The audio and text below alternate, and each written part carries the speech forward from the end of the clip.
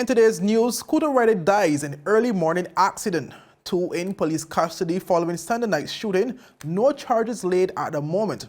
Supply line delays, documentation issues, and financial challenges blamed on the Moorings delinquency in getting charters in compliance.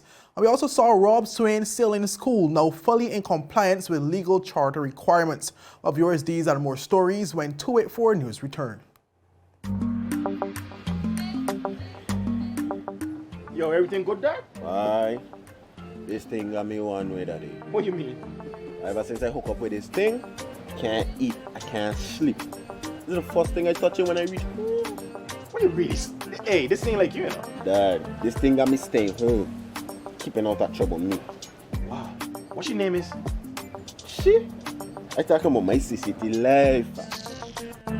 Don't worry about missing your favorite series, sports, news, and local programming. Come to CCT today and sign up for CCT Live to access over 80 channels. CCT Live. Bring it home. 1 month free trial turn into 5. 5 months turn into, well, you know I huff. I watching ball. I been watching football. Dad, Nickelodeon, Paw Patrol. I am hooked. Hook, I tell you. Well, welcome everyone. It's Monday, March 21st, 2022, also known as World Down Syndrome Day. Well, I'm Kamal Haynes coming to you live from the beautiful British Virgin Islands. A happy Monday to one and all, and thank you so much for joining us. Well, viewers, we start today's newscast on a very sad note, where early this morning, a scooter rider died as a result of an accident involving a police motor vehicle. Well, in an official comment from the Royal Virgin Islands Police Force, they said at the time that they were at the scene of a scooter accident that resulted in a fatality on Pickering Street next to the A.O. Shirley grounds. As a result of the accident, both Pickering's Street and Station Avenue were temporarily closed. All viewers, just fresh off the press, we also want to give you an update that was just basically distributed from the Royal Virgin Islands Police Force, where they are now stating that they are seeking the assistance of overseas counterparts in relation to investigations into the morning's collision, where a police vehicle and a scooter was involved. Well, according to the information here from this press release I'm reading from my mobile device, officers who were at the time responding to a medical emergency were traveling along Pickering Street, and the scooter rider was exiting the Botanic Station Road and onto Pickering Street when the collision occurred. Well, they say that the Royal Virgin Islands Police Force has elected to remain neutral and impartial in these investigations due to the nature of the scene and due to the nature of the resulting fatality. Well, 284 News knows the name of the deceased, but we'll be holding that information until the family has been informed. We will also want to send our condolences to the family of that young male. Well, moving on, viewers, where a male and a female are in police custody following Sunday night's shooting incident which occurred in the parking lot of the popular Bobby's supermarket. Well, this was confirmed by the Royal Virgin Islands Police Force in a media release, where it said that at least 3 vehicles and the storefront window of the supermarket received damage during the incident. Well, the police said, and I quote, "A police operation conducted this morning resulted in their apprehension. No charges have been laid thus far. Initial inquiry suggests that in the incident around 7 p.m., the target were 2 individuals seated in one of the vehicles in the parking lot. However, no one was injured in that incident," the Royal Virgin Islands Police Force stated. Well, commenting on the incident was the Commissioner of Police, Mr. Mark Collins, who expressed his concerns on the complete disregard of life and property that resulted from the incident. He said, and I quote, "Well, any number of innocent customers to this popular supermarket could have been struck or killed or seriously injured in this reprehensible act. This could have easily been another life lost and another family in grief. No dispute is worth the loss of a life. Never ever let anyone in your presence justify carrying a firearm. There's no justification. No one wins in the end," Commissioner Collins stated. But the police continue to appeal to the public to report the whereabouts of any illegal firearms or any individual in possession of these weapons. Persons with information can contact the Special Investigation Team at 368-9155 or the Royal Virgin Islands Police Force 3-digit access number, that is 311. Well, viewers, moving on to our final story before the break, where supply line delays, documentation issues, and financial challenges due to the pandemic were among the reasons listed by the Moorings for their recent non-compliance of the BVI sailing laws. Well, this was the message delivered by the Vice President of the Moorings and Sunsail, Peter COCHRAN, during an urgent press conference which was held last Friday. The press conference resulted from a week of activities by the Customs Department where more than $100 million worth of yachts belonging to the Moorings were detained by Customs. There was an expectation that we would make our way through the process, expedite the process itself. We certainly hit supply line issues in terms of some of the additional equipment that was necessary. We certainly equally, as the directors alluded to, the paperwork element of compliance has been challenging. We have a fleet of owners that obviously have to supply documentation, and that's been more time consuming itself. And then equally, we had a situation where obviously we've had a very quiet period over the course of the last 2 years. So there's some finance elements involved in that in terms of the financing of the project itself. And then we had Omicron for a period, which basically the Moorings itself took out a high degree of staff. And we were going back into a high season, so the availability of the fleet itself to get the project completed has been more challenging. And I can't say that we ourselves have not tried, but we haven't quite got there, but we anticipate getting there in the coming week or two. Well, VP COCHRAN also said that health and safety is a key priority of the Moorings. He said his company will be working to be in full compliance with the BVI sailing laws. I agree that we've been working not just as Moorings and Sunsail, but as an industry over the course of the last few months to ensure that we follow the code, understand the code that's being introduced, and essentially work through the compliance itself. And I speak as that as an industry. From a Moorings and Sunsail perspective, health and safety is of paramount importance, and our yachts are obviously built to international standards with the required safety equipment. We now are actually going to be complying to the new standards here in the BVIs, and we've been studiously working over several months to bring those requirements up to date. As the director has said, there's been some challenges. I mean, the pipeline to parts and supplies in terms of the post-COVID situation with supplies has been challenging. And equally, from the Moorings perspective, even though we've now successfully surveyed over 200 vessels, in fact, we've only got maybe a dozen or so left, we're now in a position where we've been complying with the said safety equipment and inventory. And we look forward to the continued work, as the director has said, to ensure that the industry as a whole is able to comply and comply quickly, and that we do continue to enjoy a high level of safety standards here in the BVIs. Well, meanwhile, Premier and Minister of Finance, Honorable Andrew Foy, said that the Department of Customs and the BVI Shipping Registry will be working collaboratively to assist all delinquent charter companies into getting in compliance with the law. Well, Customs received criticism by locals and persons abroad, as well as the government of the Virgin Islands, after the large exercise was reported by media. However, Premier Foy came to their defense and also to the defense of the government, stating that Customs and government were simply just doing their job, and had they not, the government would have been criticized if any safety-related accident occurred out at sea. The public officers have been under quite some strain over the last year or so, especially Customs, from the Commission of Inquiry stating clearly certain areas that they were questioning on whether the enforcements were being done or not, and questioning in terms of what I would call the integrity of the organization to some extent. So whether there are clear laws and to be enforced, the Customs have not just enforced the laws.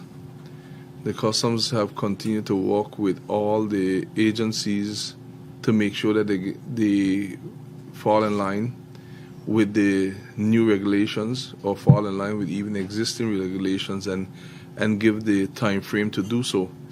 It would be difficult to say whenever would be the best time when it's dealing with law enforcement. That's not something nowhere in the world that anyone can say. I've seen persons being inconvenienced with actions of law enforcement all around the world. When it happens in the BVI, we're smaller and it's mushroom. I understand the question from a tourism angle, but I would say that that it's a challenge when these things happen. But we also have to look at safety. We also have to look at the reputation of the Virgin Islands. And we also have to look at the flip side, that is a protection for all stakeholders, private and public. And viewers, of course, we will continue to keep you updated as more comes to light on that story. Well, up next, Swain Sailing School now fully in compliance with legal charter requirements, and government ministers address fishing as a third pillar for the BVI economy. Well, these and more stories after a word from our sponsors. There's a reason you get up on a morning. A reason you pick yourself up, start the day. Maybe it's sheer grit. Maybe it's your ethics. Maybe it's because you know people like you are waiting for people just like you. We all have our reasons, and for Republic Bank, that reason is you. Every little thing, every big thing. It's all about making a difference in your life. Because after 182 years, if it's one thing we're sure about, is that the difference is you. We're here to help. Republic Bank, we're the one for you. The wait is over. CCT Fire is here. Experience ultra-fast downloads, seamless streaming, and even more reliable connectivity on an all-new fire-blazing super-fast CCT Fiber network. CCT Fire. Bring it home and upgrade today. Brilliant Hands and Minds tutoring services, one-on-one tutorials in math and English, intense homework assistance, academic enrichment, school projects, effective communication and public speaking development, sign language for adults and children on Saturdays only. Registered with the Virgin Islands High School Certificate Program, Brilliant Hands and Minds can help you too. Offering intense curriculum-based training to help you or your loved ones get their high school diploma. It's time to make your family's education a #1 priority. Hurry, space is limited. Brilliant Hands and Minds Learning Center. We are the trained education professionals.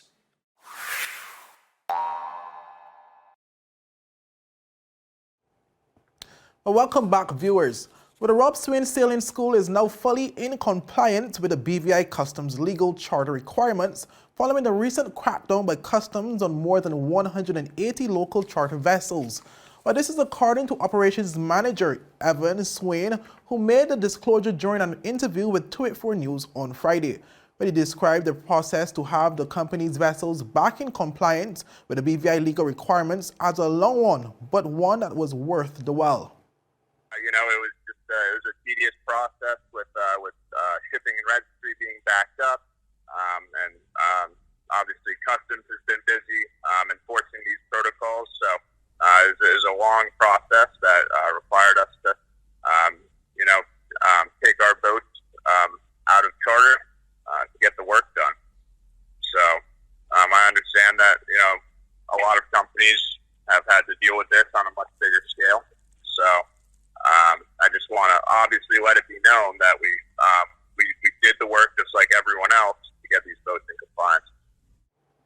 Well, Swain also took the time to let the visiting public know that their company is back in business with many services to offer interested persons.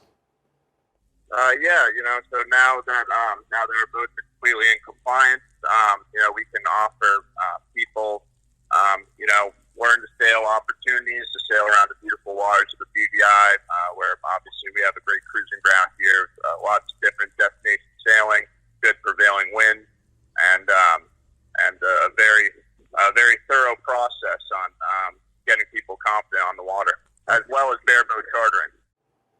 Well, this news comes after 284 News reported on Thursday, March 17th, that more than $100 million worth of charter vessels belonging to the Moorings BVI were detained by the Customs Department after approximately 138 vessels were found to be either unlicensed or without duties paid. But that was confirmed by the Commissioner of Customs, Mr. Wade Smith, during an interview with 284 News. Commissioner Smith at the time listed Swain Sailing School among the list of local charter companies that had been apprehended by Customs over the past 2 weeks. Well, viewers, moving on to our next story, where last week at the 2022 Inter-Secondary School Debate Semifinals, Deputy Premier and Minister for Education, Dr. the Honorable Natalia Wheatley, addressed the development of fisheries as a possible third economic pillar in the BVI. Well, he also spoke on the subject as an alternative to the current twin pillars of tourism and financial services in which the territory relies heavily on. Dr. Wheatley was responding to a question posed by the moderator of the debates, Cromwell Ejuwenka Smith. Take a look. Another proposal was made in the debate about increasing fishing, developing fishing. And of course, the proposition made mention that our fishing haven't developed, hasn't developed over the years, and you know, it perhaps it never will. But I'm one of those persons, and I'm sure many of you are as well, who is banking on fishing as a third economic pillar. School children say that might not be sustainable. Of course, I didn't hear the support and evidence to come to that conclusion. But having not heard the evidence, it's also important to understand that fisheries must be managed. And in order to manage the fisheries, you need data. And one thing that the government has done to help to manage the fisheries, we've authorized for baited remote underwater vehicles, which are these cameras that go under the water. You put things in them to attract fish. That's why it says baited. Mm-hmm. And then you're able to record the data of what's under the ocean. Because before you can make some real decisions about how you plan to exploit your fisheries, you have to have the data. And then you have the legislative mechanisms and the enforcement mechanisms to ensure that you can limit how much you catch of any particular species. And the Minister of Natural Resources is right there as well. That's why it's important as well that we don't catch certain types of fish, that we have fisheries protected areas, for instance, that you have closed seasons for particular species. All of these actions are things that you take to ensure the sustainability of the industry. Because of course, if you simply fish without a mind towards sustainability, they'll certainly be correct. You won't be able to have the same type of fishing grounds as you did in the past. And of course, we've been talking about other things like fish famine, for instance, that can help with those type of things. Perhaps, and encouraging your farmers to do different types of fishing, whether you want to give the banks, the fishing banks a break for a little bit, go a little further out, do some long lining and things like that. So it's a good discussion to have. But the important point is, when you get the data, when you collect the data, you analyze the data, you implement mechanisms to manage the fisheries moving forward. How far away are we from that data? No, the data is actually... The data is available? The data is actually being collected. Right now? We also have an organization called CFAS, which is Center for Environmental Fisheries Aquaculture Science, I believe it is, who is here working with the Department of Agriculture and Fisheries in terms of how you interact with the data, how you analyze the data, and how you collect the data. So it's an ongoing process that has already begun. Well, viewers, Honorable Vincent Wheatley, the Minister for Natural Resources, Labor and Immigration, similarly affirmed the need to ensure that the various marine species do not reach extinction if and when the BVI begins to develop a larger fishing industry. There must come a point in time where we say, know exactly what's in our waters and then protect it. May call for a moratorium on some areas or in some species to make sure 200 years from now, you can still find conchs or wilks or lobster or parrotfish or turtles. Yeah. So it's an ongoing process. Well, viewers, up next, Althea Scatliffe crowned 2022 Inter-Primary School Champions and Branson Center Entrepreneur Accelerator program to be launched. Well, these stories when 284 News return.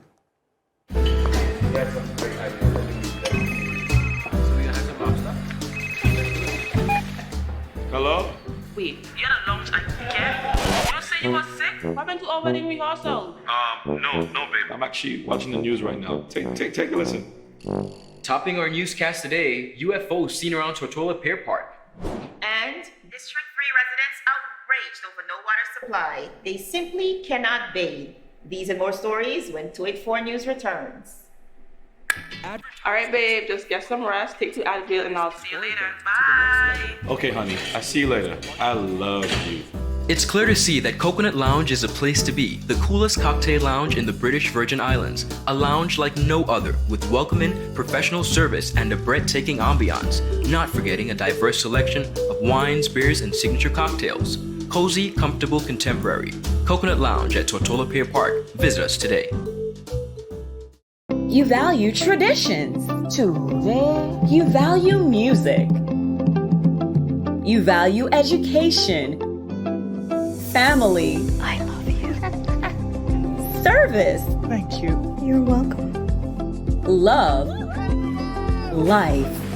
At Popular, we're committed to you and everything our community values. For the things you value the most, count on us. Popular. So you're saying I can ask this cat any question? The cat is connected to the computer. You just type in the question, it will read his mind. There the answer comes.